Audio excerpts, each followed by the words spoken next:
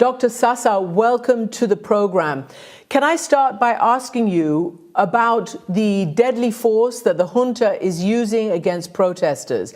Amnesty International is saying that its strategy has turned to shoot to kill the protesters. Do you believe that's what's happening on the ground in Myanmar? Unfortunately, I'm afraid that is true and fact. It's getting worse and worse because they have been declaring the war against its own people.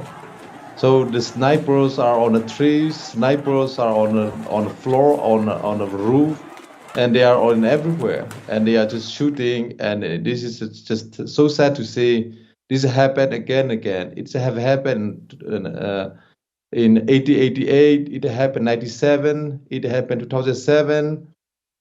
It happened 2017.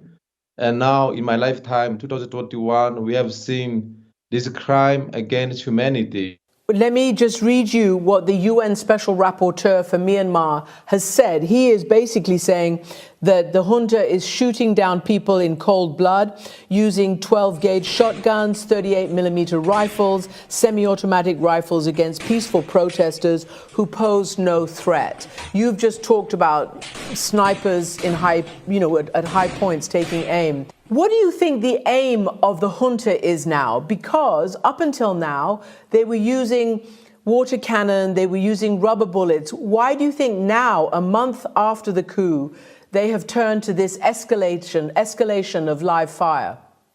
In the way, it's not surprising. That's exactly what happened in 1988. That's what happened in 1997. That's what happened in 2007.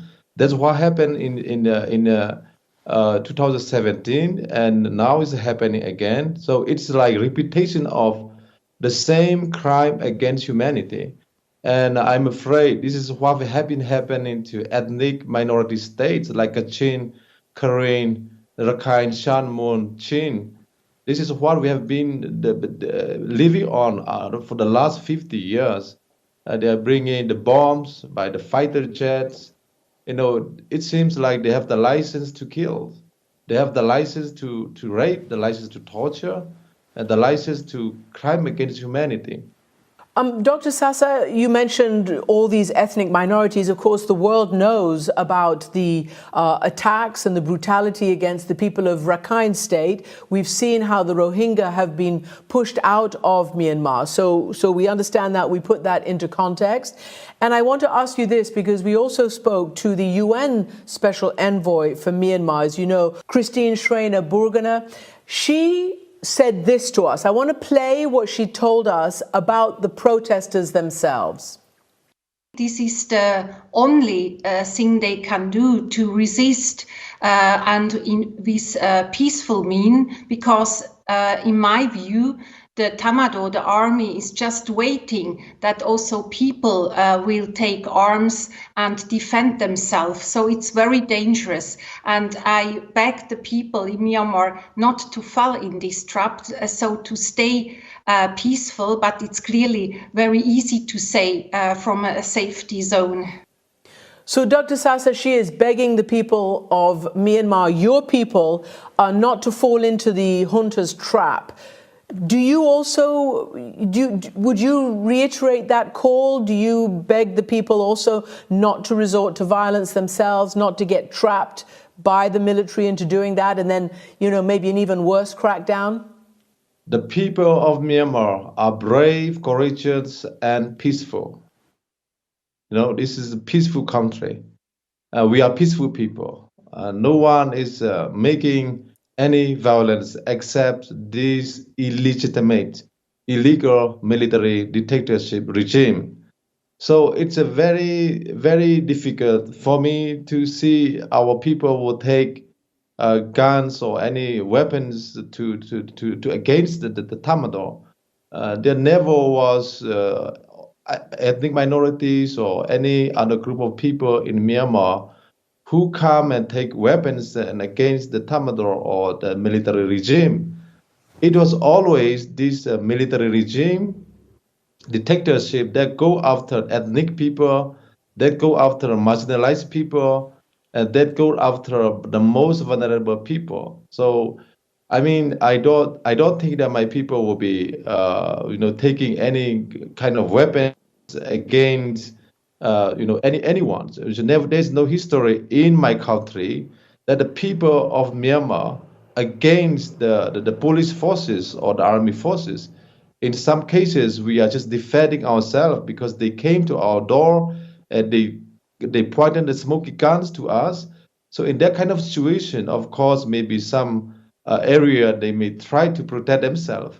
But I think that they should not be the people should not be subjected to blame into any violence. All these violence are caused by the military junta. Nobody's blaming them. Everybody's just very concerned about them. Let me just read you something which shows their bravery, obviously. As you know, we've seen pictures of badges that a lot of the protesters are wearing. They're saying, and they put their blood type there, "Don't save me if it's not certain that I will recover my full health. I want to donate all my organs that are still of use. With thanks." And this is Sanda Ku, and we have translated this and verified that name. It is quite extraordinary what the peaceful protesters are doing. Can I ask you personally about your story? You escaped the day of the coup. I think you were with Daw Aung San Suu Kyi. Tell me what happened on that day and how you were able to flee to safety as you are now. I mean, I was supposed to take part in the formation of the government, and I was to take some senior role in the government. But we wake up in the morning of the 1st of February, and we saw ourselves locked down, and we saw everywhere the military. It was terrible, terrible, terrible. Elected officers, members of parliament who were elected by the people of Myanmar, for the people of Myanmar. They all saw themselves being locked up by the military generals. It was the very, very terrible. And I mean, it's intimidating. It was torturing on the face of democracy and the freedom that we want. And so I was asked to leave as soon as possible so that I can speak out about it. So I have to dress as taxi driver and with taxi driver, and that way it take me 3 nights and 3 days nonstop traveling from there to where I am, and be a little bit more safer. So it was terrible. Have you been in touch with Aung San Suu Kyi since? No, no one. They all are be silenced by guns. I mean, so even her lawyers cannot see her. So. We are worried and concerned about her health. We don't know what's happening to her. And our president, Wu Min, is being detained illegally, the same with her.